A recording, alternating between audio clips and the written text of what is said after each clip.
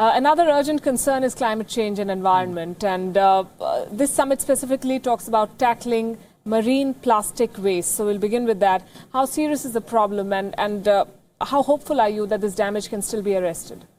Well, I think that this is one of the biggest issues that you find in the climate change environment, and that has not been tackled appropriately till now, except by different private initiatives that have taken place. Those private initiatives have taken some ships that are going into the Pacific and are collecting plastics, and with those plastics they are recycling and doing a lot of things.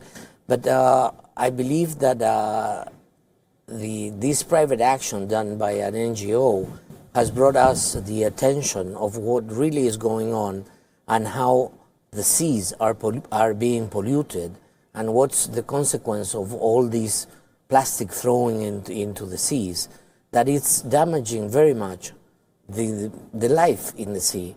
And a lot of people depend on that life. A lot of people depend on what's going on with fishing in those lakes. A lot of countries are suffering the consequences in their own course. So there is a lot of dangers that come out of this irresponsible way of managing plastics by the different countries. We think that there are 4 basic pillars in which we have to work in this area, and it's not only concerning the production of plastic and the kind of materials that you use so you can recycle those plastics and you can do it in a sustainable way. The second one is the sustainable use of plastics, and in which we think that we have to shift on the all one-use plastics to different kind of materials that can allow us for a better disintegration of those materials. The third one is the application of the 3 R's, how you collect, can you recycle, and how you give a reuse to what you are doing. And in this regard, I think that the possibility of having a good management of the trash, it's very important.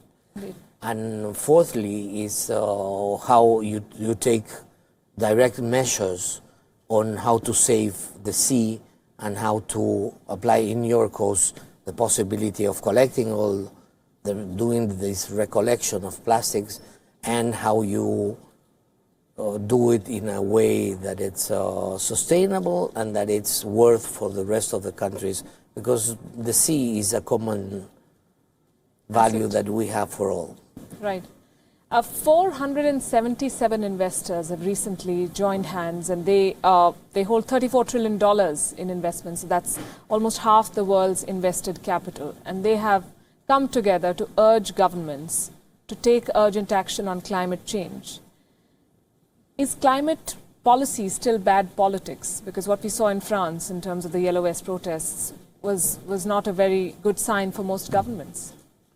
I'm happy you come up with this topic, because I think we have one planet. If we mess it up, it's gone.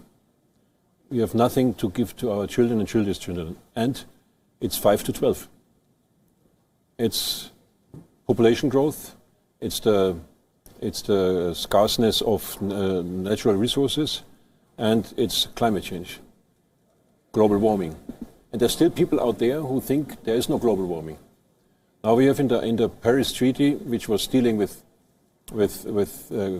climate change, we have an agreement that 1.5%, well, 2% should be the maximum of increase.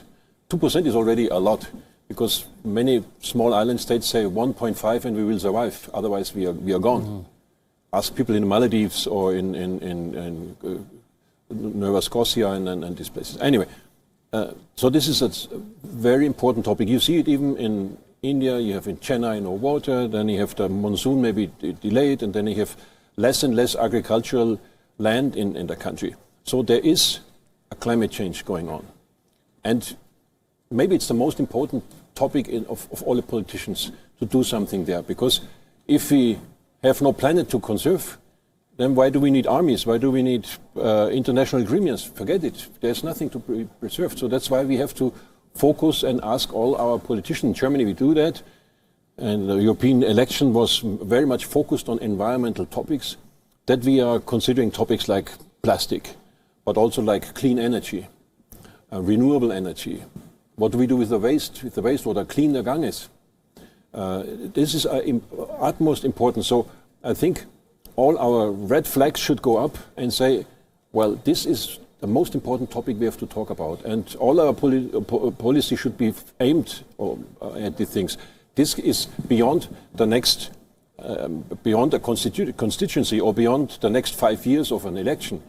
It has to be done in a longer term, but we have to do. If we don't do it now, it's too late. Right. Might be too late. Right. I think everyone agrees that action needs to be taken, except for those who still believe climate change is a hoax.